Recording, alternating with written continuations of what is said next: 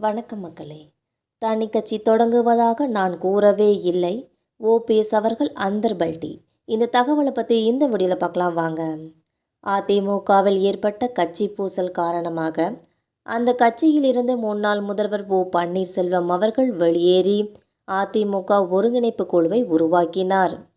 இந்த நிலையில் தேசிய ஜனநாயக கூட்டணியில் அங்கம் வகித்து வந்த ஓ பன்னீர்செல்வம் அவர்கள் அண்மையில் வந்திருந்த பிரதமர் மோடியை சந்திக்க நேரம் கேட்ட நிலையில் அதற்கான அனுமதி கிடைக்காதது, உரிய அங்கீகாரம் கொடுக்கப்படாதது போன்ற காரணங்களால் அந்த கூட்டணியில் இருந்தும் வெளியேறினார்.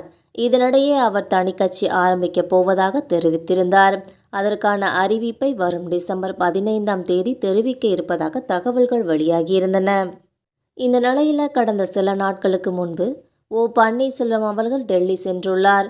அங்கே மத்திய உள்துறை அமைச்சர் அமித்ஷாவை ஓ பன்னீர்செல்வம் அவர்கள் சந்தித்தும் உள்ளார். இந்த நிலையில் தமிழகம் திரும்பிய ஓ பன்னீர்செல்வம் ஜெயலலிதா நினைவிடத்தில் மரியாதையும் செலுத்தியுள்ளார்.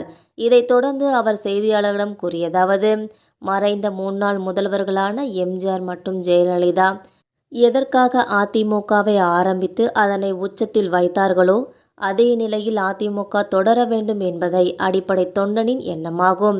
தாவேகாவில் இணைந்த செங்கோட்டையனிடம் நான் பேசவும் இல்லை, அவர் என்னிடமும் பேசவில்லை.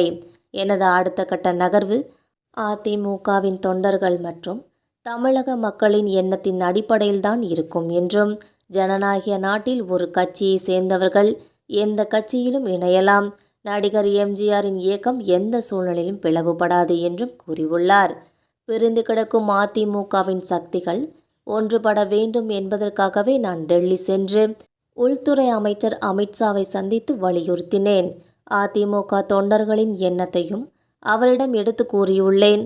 அப்போது அவர் என்னிடம் அன்பான வார்த்தைகளை கூறி அனுப்பியும் வைத்துள்ளார். வரும் 15ஆம் தேதி தனி கட்சி தொடங்க இருப்பதாக இன்று செய்தியாளர்கள் எழுப்பிய கேள்விக்கு நான் எந்த சூழ்நிலையிலும் தனி கட்சி ஆரம்பிப்பதாக கூறவில்லை. எனவே இந்த கேள்வியை தவிர்க்க வேண்டும் என்றும் தெரிவித்துள்ளார். மேலும் இந்த தகவல்தான் தனி கட்சி தொடங்குவதாக நான் கூறவே இல்லை என்று ஓபிஎஸ் அடித்த அந்தர்பல்டி என்பது குறிப்பிடத்தக்கது. மேலும் அதிமுகவில் ஏற்பட்ட கட்சி பூசல் காரணமாகத்தான் அந்த கட்சியிலிருந்து முன்னாள் முதல்வர் ஓ பன்னீர்செல்வம் அவர்கள் வெளியேறி முதலில் அதிமுக ஒருங்கிணைப்பு குழுவை உருவாக்கினார் என்பதும் குறிப்பிடத்தக்கது. மக்களை நம்ம போடுற இந்த அரசியல் தகவல்கள் உங்களுக்கு பயனுள்ளதாக அமைஞ்சால் மறக்காமல் நம்ம சேனலை சப்ஸ்கிரைப் பண்ணி பெல் ஐக்கனை கிளிக் பண்ணி வச்சுக்கோங்க. அப்போ தான் நாங்கள் போகிற டெய்லி இந்த மாதிரி பயனுள்ள தகவல்கள் உங்களை உடனுக்குடன் நோட்டிஃபிகேஷனாக வந்து சேரும். தேங்க்யூ.